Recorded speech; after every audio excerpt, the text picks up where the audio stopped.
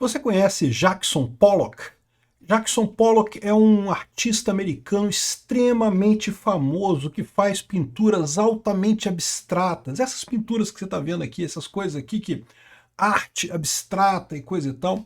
E é muito engraçado isso, porque a internet tem essas maravilhas, né? Eu já conheci as obras de Pollock. Assim, eu não sou grande entendido em artes, não entendo muito da coisa, mas olha isso, cara. Chama atenção realmente as pinturas dele, né? É um negócio que chama atenção realmente e tá no mundo inteiro. Algumas dessas pinturas aqui custam 200 milhões de dólares, foram vendidas por 200 milhões de dólares. Uma pintura que o cara fez parece, sei lá, uma criança de 6 anos jogando tinta na tela, né?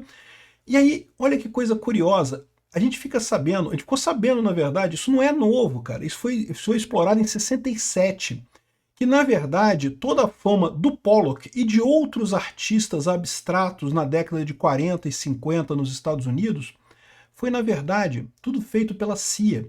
A CIA que fez toda a propaganda desses artistas abstratos e criou a arte abstrata. E o mais bacana é que a coisa ficou. E aí que eu falo para vocês, a guerra cultural é muito antiga e é dos dois lados, não é só do lado soviético, não é só do lado comunista, não é só do lado da esquerda, não, é do lado da direita também. Mas aí você pode falar assim, peraí, mas o Pollock é esquerdista, ele era anarquista tradicional, anarco-comunista. E, no entanto, ele não sabia que ele fazia parte, ele estava sendo patrocinado pela CIA sem fazer parte. Cara, essa história é muito engraçada. Dá uma ideia muito bacana de por que os artistas brasileiros, qual é a desculpa que os artistas brasileiros usam para dizer que, porque o governo tem que financiar os filmes de merda que a gente faz aqui, porque é a nossa guerra cultural e coisa e tal. Mas mais do que isso, mostra aquilo que eu falo para vocês, como é que isso daqui foi verdade no passado, não é mais verdade agora. Exatamente a internet como um todo e a inteligência artificial quebraram essa maquininha que os governos tinham para dominar o pessoal via guerra cultural. Vamos entender esse caso aqui. Eu sou Peter Turguniev, esse é o canal Ancapso e nós vamos falar agora sobre a grande PSYOP, a grande operação psicológica de guerra cultural da CIA que começou lá por 1940 e que fez com que a arte abstrata se tornasse o que é hoje, a fama que é hoje. E o mais engraçado é isso, você viu um monte de gente de direita aqui no Brasil, pessoal conservador, ai que absurdo isso daqui. Quem fez isso foi os Estados Unidos, meu amigo. Pois bem, quem sugeriu essa notícia não foi ninguém. Eu esbarrei com isso aqui na internet, nessa thread desse cara aqui, que fala sobre essa pintura de Jackson Pollock de 200 milhões de dólares, é a maior propaganda, o caso de maior sucesso de propaganda do governo na história. A CIA criou esse mercado de arte moderna. Vamos entender esse troço aqui que é interessante. Tem um monte de lições para todos os lados aqui. Porque, de novo, a esquerda também não é inocente nessa história.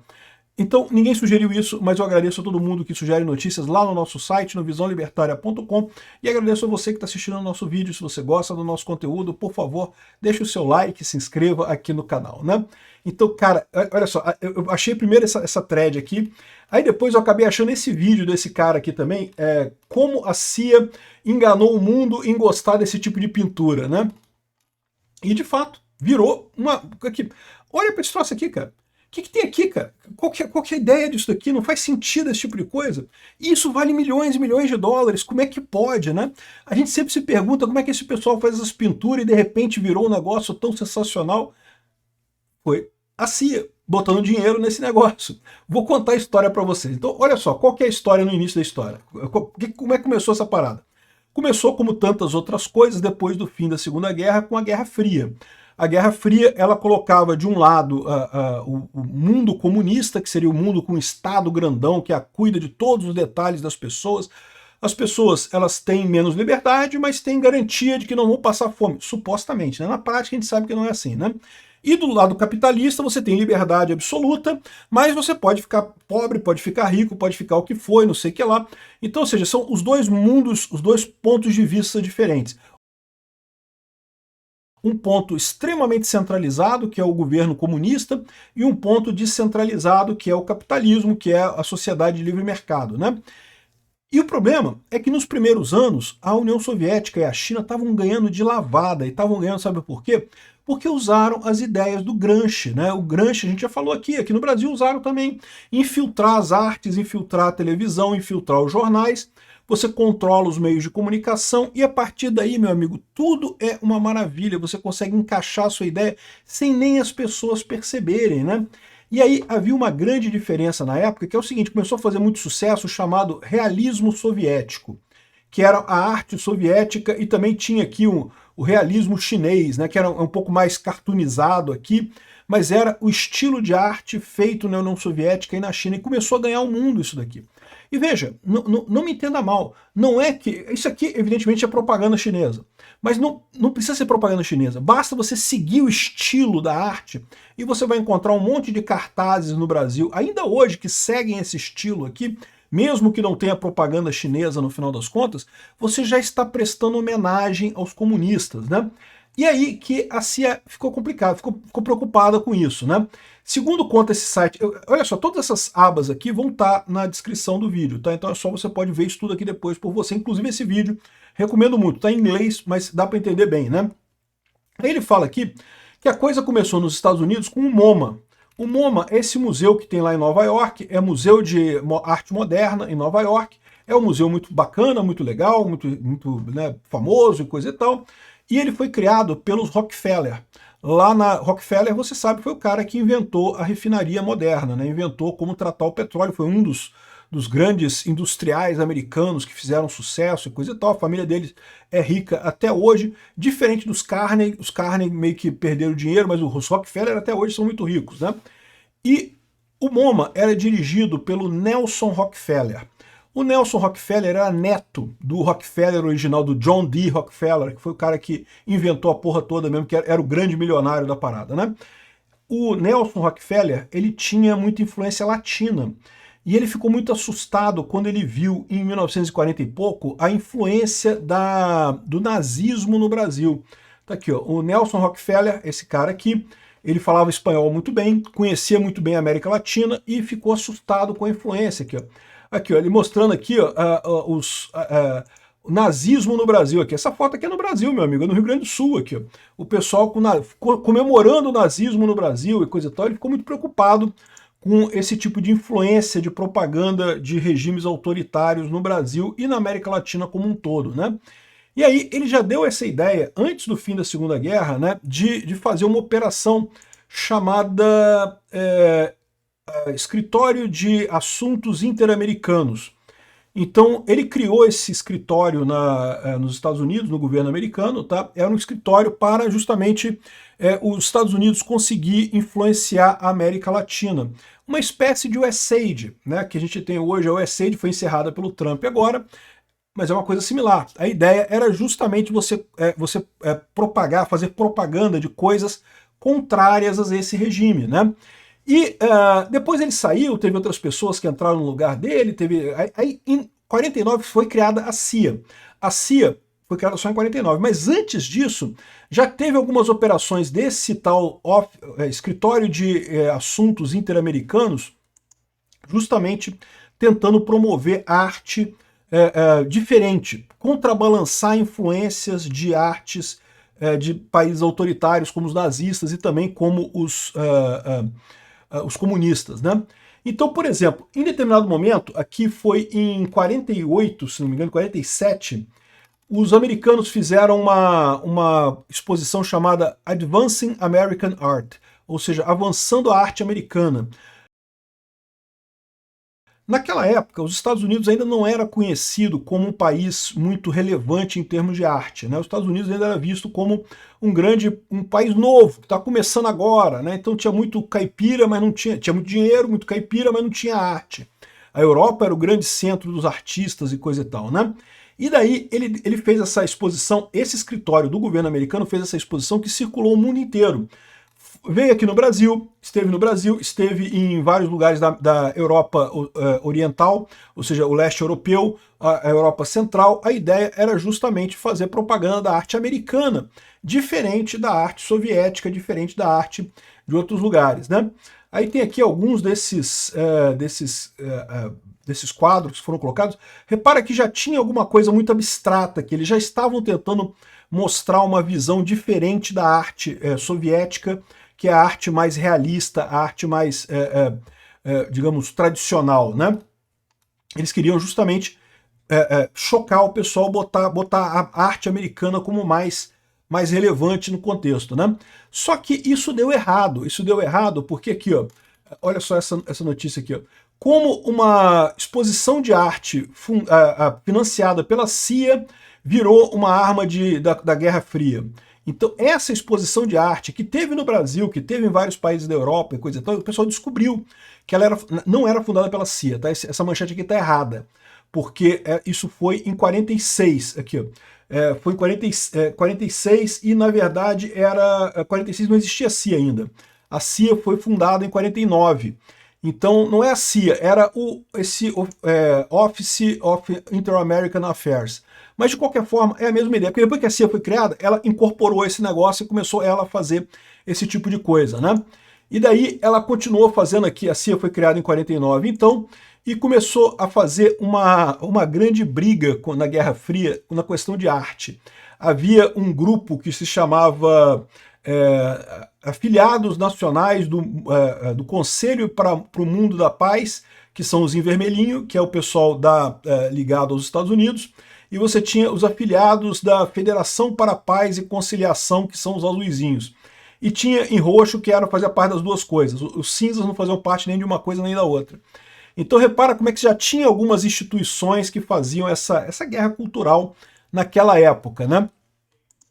Aí, os Estados Unidos perceberam que deu merda, porque quando eles fizeram esse negócio aqui com financiamento direto, a imprensa começou a reclamar.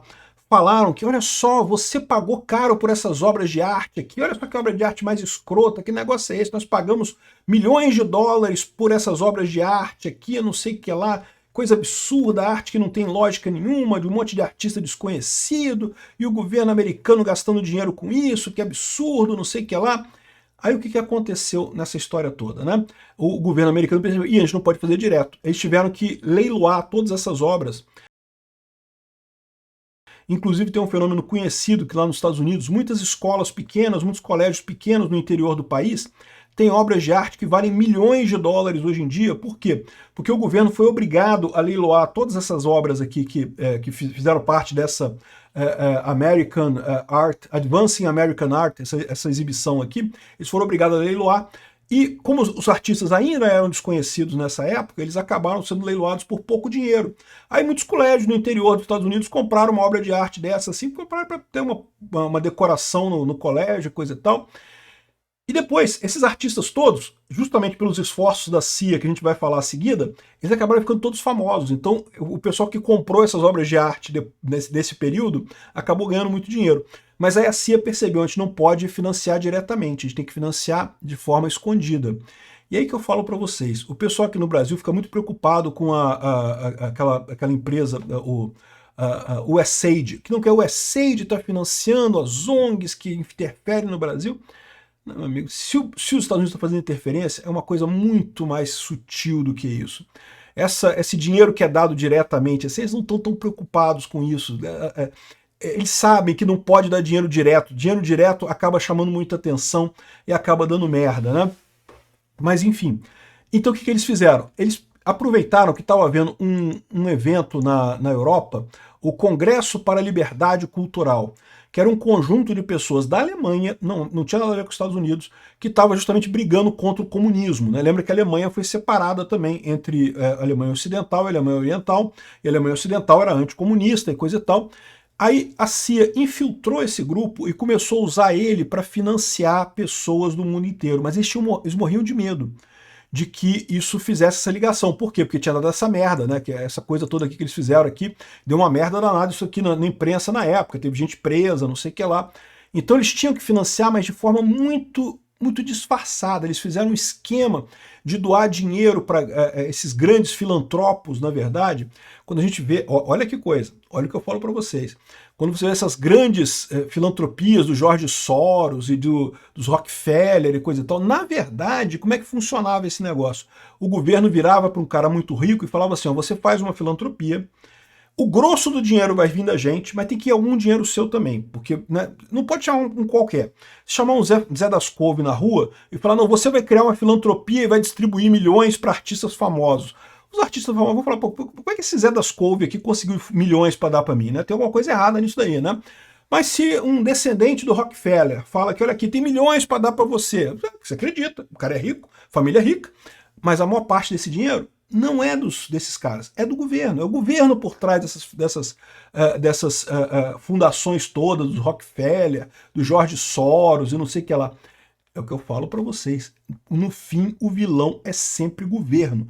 Essas fundações de gente rica e coisa e tal não quer dizer nada. Isso aí é o caminho que eles usavam para dar o dinheiro. Mas mais do que isso, olha o truque que eles descobriram para evitar que ficasse claro para o mundo que era a CIA que estava dando dinheiro para patrocinar esses artistas. Eles começaram a patrocinar qualquer artista de qualquer orientação ideológica, até artistas que eram de extrema esquerda. Por quê? Porque aí você tirava a suspeita.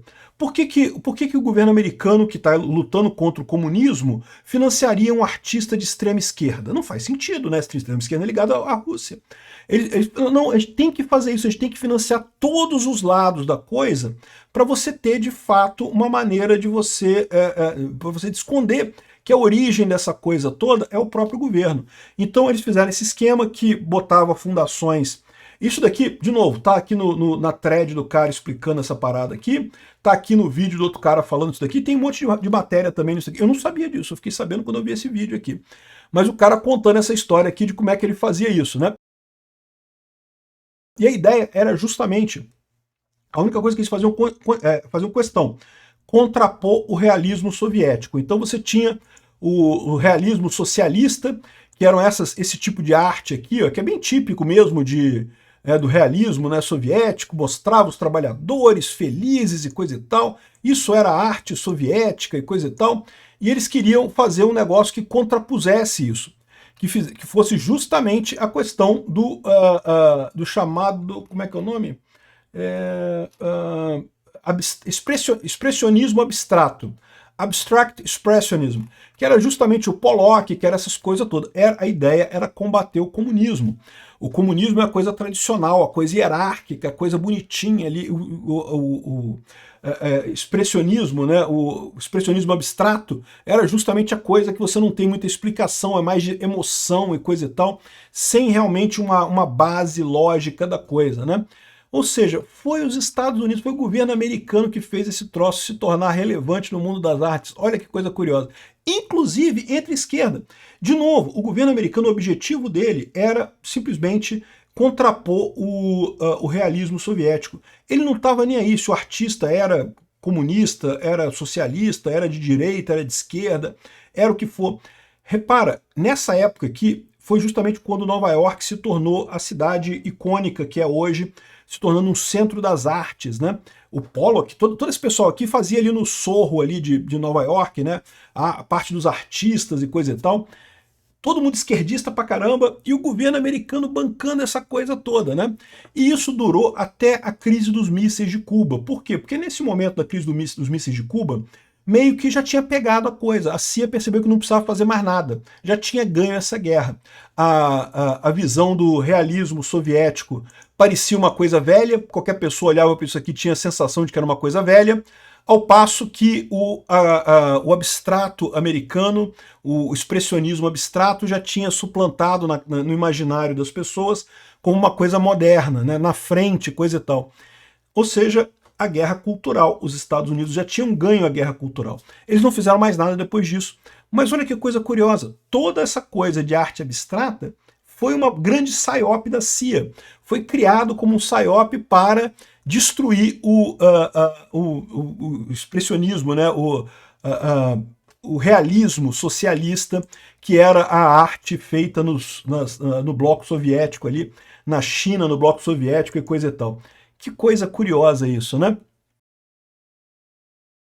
E a CIA estava ajudando tanto esses artistas de esquerda que em determinado momento o McCarthy, vocês conhecem a expressão macartismo, né? O macartismo foi um movimento político nos Estados Unidos nessa época, né, na época da Guerra Fria, que justamente tratava os comunistas como um risco, olha, cuidado com o seu vizinho pode ser um comunista disfarçado e não sei o que lá, uma perseguição maluca contra os comunistas nos Estados Unidos, que eu não sei se era tão irreal assim, porque realmente os comunistas estavam tentando infiltrar os Estados Unidos, né?